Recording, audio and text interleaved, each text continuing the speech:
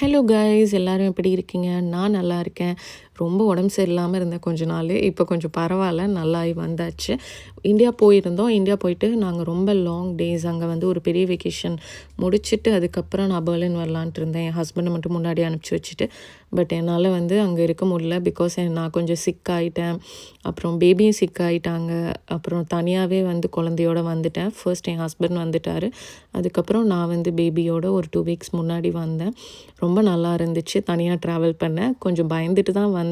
But still எப்படியோ manage பண்ணிட்டேன். நிறைய பேர் எனக்கு வந்து இந்தியாவிலேருந்து வரும்போது ஹெல்ப் பண்ணாங்க. மும்பை ஏர்போர்ட்லேயா இருக்கட்டும், இது கோயம்புத்தூர் ஏர்போர்ட்லேயா இருக்கட்டும், நிறைய பேர் ஹெல்ப் பண்ணாங்க. சீரியஸ்லி வந்து அவங்க எல்லாருக்குமே தேங்க்ஸ் சொன்னேன். அவங்க நேம்ஸ்லாம் நான் இன்னும் ஞாபகம் வச்சுருக்கேன்.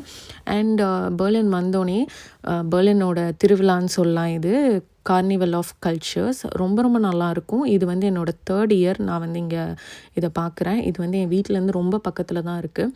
ஸோ ஃபர்ஸ்ட் இயர் வந்து என் ஃப்ரெண்ட்ஸோடு போய் பார்த்தேன். செகண்ட் இயர் வந்து என் ஹஸ்பண்டோடு போய் பார்த்தேன். நான் ப்ரெக்னெண்ட்டாக இருந்தேன்.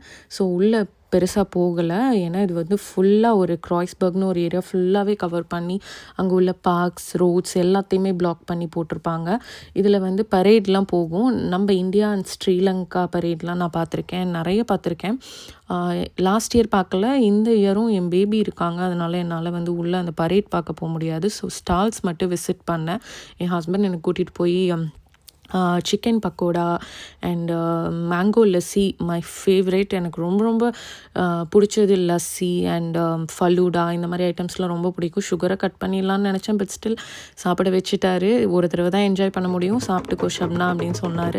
அதெல்லாம் பார்த்துட்டு எனக்கு இந்த ஆஃப்ரிக்கன் ட்ரம்ஸ் இது ரொம்ப பிடிக்கும். இதெல்லாம் பார்த்துட்டு நல்லா என்ஜாய் பண்ணிட்டு ஈவினிங் பேபியோட நல்லா சுற்றி பார்த்துட்டு வந்தாச்சு. பிகாஸ் பேபி வந்து 1 வீக்காக ரொம்ப சிக்காக இருந்தாங்க. ஏன்னா வேக்சினேஷன் போட்டிருந்தோம்.